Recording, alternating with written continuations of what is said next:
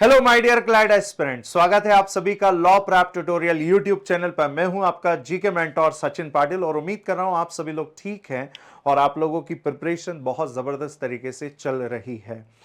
आज का टॉपिक हमारे लिए बहुत ज्यादा इंपॉर्टेंट होने वाला है। ये वही टॉपिक है जिसकी बात 2022 में की गई थी।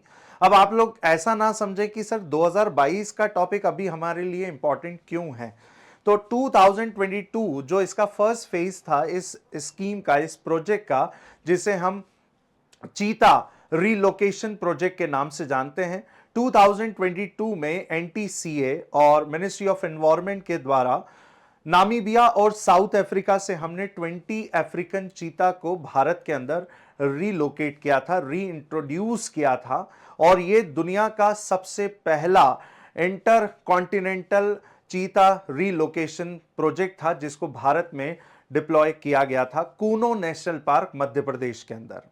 ठीक है, तो अब इसमें क्या अपडेट निकल करके आता है। तो अभी रिसेंटली भारत के अंदर अफ्रीकन चीता का जो नंबर है वो बढ़ गया है और इसके बाद हमने कूनो नेशनल पार्क से इन चीता को शिफ्ट किया है Gandhi Sagar wild life sanctuaries में। तो अभी रिसेंटली जो अपडेट निकल करके आया है वो ये है कि प्रभास एंड पावक, ये दो अफ्रीकन चीता हैं जिनको कूनो नेशनल पार्क से निकाल करके इनको शिफ्ट किया गया है Gandhi Sagar wildlife sanctuary के अंदर।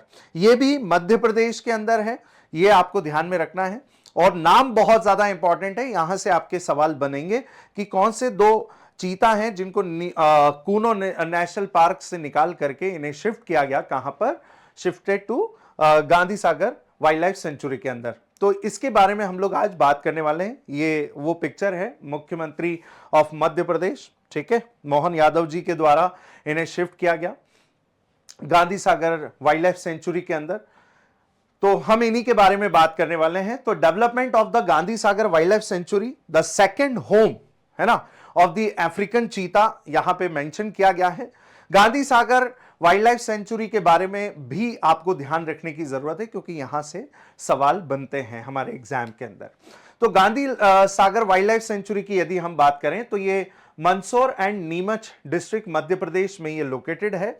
यदि हम इसके टोटल एरिया की बात करें तो इसका टोटल एरिया आपको देखने को मिलेगा 368.68 किलोमीटर स्क्वायर एरिया में ये फैला हुआ है। और ये स्टैब्लिश कब हुआ तो 1974 में ये स्टैब्लिश हुआ था। ठीक है, लेकिन मैंने आपको क्या कहा कि चीता जो है अफ्रीकन चीता, इनको हमने रिलोकेट किया था कूनो नेशनल पार्क के अंदर, तो वो भी हम समझते हैं। लेकिन उससे पहले यहां पे देखिए, ये है कूनो नेशनल पार्क जो कि आपको शिवपुरी डिस्ट्रिक्ट के अंदर देखने को मिलेगा और यहीं से हमने इन्हें शिफ्ट किया है Gandhi Sagar wildlife sanctuary के अंदर, जो कि आपको नीमच और मंदसौर पर देखने को मिलता है। ठीक है, इसके अलावा बात की जाए कि ये दुनिया का सबसे फास्टेस्ट लैंड एनिमल आपको देखने को मिलेगा। यहां से भी एक क्वेश्चन बन सकता है कि चीता जो है वो दुनिया का सबसे तेज दौड़ने वाला, भागने वाला जानवर है।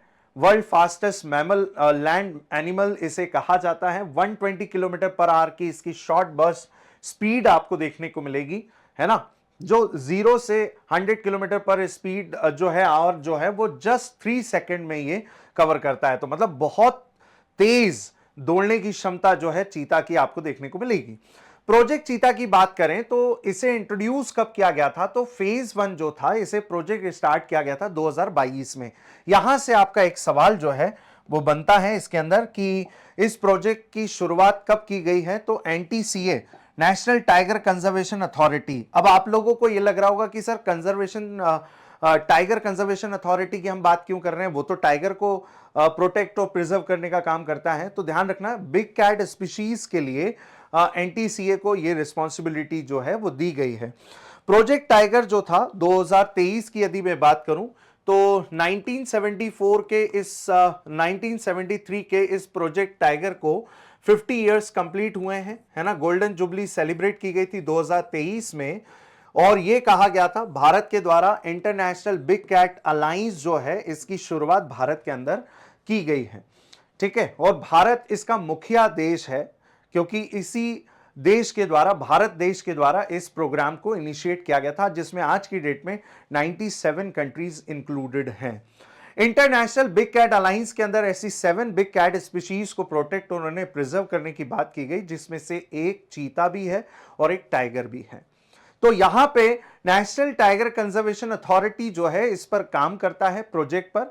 और भारत में यदि बात करें, अफ्रीकन चीता की जरूरत क्यों पड़ी, क्योंकि 1952 में भारत को एशियाटिक चीता के लिस्ट में यदि हम बात करें तो IUCN के द्वारा एक्सटिंक्ट कंट्री का टैग जो है वो दे दिया गया है ना, which were the declared extinct in the country in 1952। क्योंकि हमारे देश में छत्तीसगढ़ में लास्ट टाइम CG की यदि मैं बात करूं, है ना, एक्रोनम में मैंने मेंशन किया है, छत्तीसगढ़ के अंदर 1947 में लास्ट चीता जो था वो भारत के अंदर देखने को मिला था, जिसकी भी डेथ 1951 में हो जाती है। और IUCN जो एक इंस्टीट्यूशन है जो इन सारी चीजों को प्रोटेक्ट और प्रिजर्व करने की बात करता है, IUCN के द्वारा एशियाटिक चीता को भारत में एक्सटिंक्ट कैटेगरी के अंदर 1952 में कर दिया गया। तो हमने ये प्रोजेक्ट बनाया कि भाई कि इन्हें हम रीइंट्रोड्यूस तो करेंगे, लेकिन ईरान में जो एशियाटिक चीता हैं वहां से ना लेकर के हम अब चीता जो है वो हम अफ्रीका से लेकर के आएंगे। तो नामीबिया और साउथ अफ्रीका से हमने 20 चीता रिलोकेट किए कूनो नेशनल पार्क में। यहां पे आप देख सकते हैं translocation of the cheetah, African cheetah to South Africa and Namibia to Kuno National Park, ये इसके अंदर मेंशन है। और फिर यहां पे आप फोकस करेंगे तो लिखा हुआ है the project implemented by the NTCA। NTCA क्या है? तो NTCA 2005 में स्टैब्लिश किया गया था, नेशनल टाइगर कंजर्वेशन अथॉरिटी, है ना, collaboration with the Madhya Pradesh forest department and wild life institute of India. Wild life institute of India Dehradun Uttarakhand में है और NTCA और वाइल्ड लाइफ इंस्टीट्यूशन के द्वारा यह प्रोजेक्ट पर काम किया गया। कहा जाता है कि इस प्रोजेक्ट की जो कॉस्ट है वो 260 करोड़ रुपए की कॉस्ट है, जिसके अंदर हम ये सारे काम कर रहे हैं। तो बिग कैट स्पीशीज की यहां पे बात हो रही है। बिग कैट स्पीशीज की यदि और भी हम चर्चा करें, देखिए यहां पे लिखा हुआ है 260 करोड़ चीता जो इंट्रोडक्शन प्रोजेक्ट है, इसे लास्ट 7 इयर्स एगो इसे प्रोजेक्ट को तैयार किया गया था वाइल्ड लाइफ इंस्टीट्यूशन के द्वारा। और ये दुनिया का वर्ल्ड्स फर्स्ट इंटर कॉन्टिनेंटल चीता ट्रांसलोकेशन प्रोजेक्ट आपको देखने को मिलता है। ठीक है, इसके अलावा बात करें कूनो नेशनल पार्क में हमने इन्हें रिलोकेट किया था, पहली बार डिप्लॉय हमने किया था। कूनो नेशनल पार्क जो है वो आपको श्योपुर एंड शिवपुरी डिस्ट्रिक्ट्स पर आपको देखने को मिलेगा मध्य प्रदेश के अंदर। और 1981 में कूनो नेशनल पार्क जो था वो पहले वाइल्ड लाइफ सेंचुरी हुआ करता था, फिर भारत सरकार ने इसे वाइल्ड लाइफ सेंचुरी की कैटेगरी से उठा करके 2018 में इसे नेशनल पार्क का टैग दे दिया गया।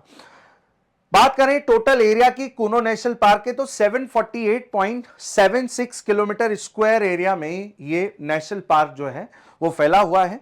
भारत में आज वर्तमान में यदि मैं बात करूं तो 106 टोटल नेशनल पार्क हैं, जिसमें से सबसे ज्यादा नेशनल पार्क मध्य प्रदेश में आपको देखने को मिलेंगे। 11 नेशनल पार्क मध्य प्रदेश के अंदर हैं, जिनमें से एक कूनो नेशनल पार्क की हम बात कर रहे हैं।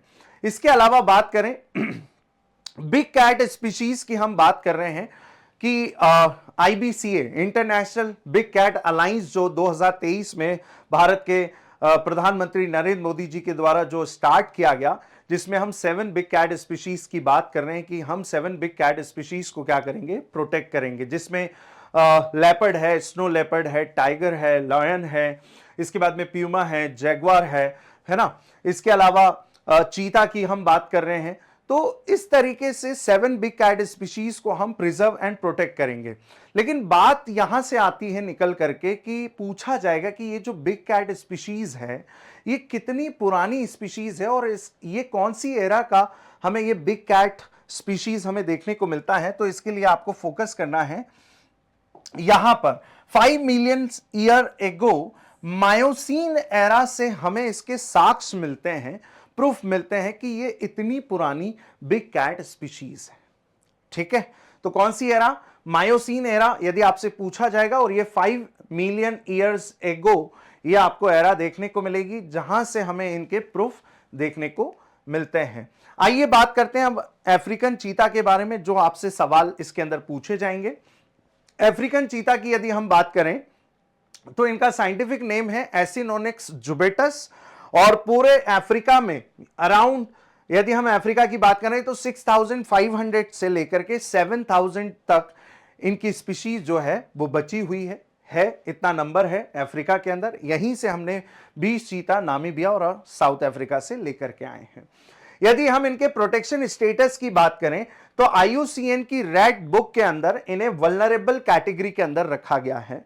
साइट्स के अकॉर्डिंग इन्हें अपेंडिक्स 1 में रखा गया है, और WPA यानी मतलब वाइल्ड लाइफ प्रोटेक्शन एक्ट 1972 के तहत इसे शेड्यूल 2 के अंदर रखा गया है। वहीं पे यदि हम एशियाटिक चीता की बात करें तो एशियाटिक चीता जो है इसका साइंटिफिक नेम है एसिनोनिक्स जुबेटस वेनेटिकस, और अभी हाल फिलहाल में यदि हम प्रेजेंट की बात करें, वर्तमान की बात करें, तो एशियाटिक चीता का नंबर बहुत कम बचा है एशिया के अंदर, और वो भी आपको ईरान में देखने को मिलेगा, जो कि 100 से भी कम बचे हैं।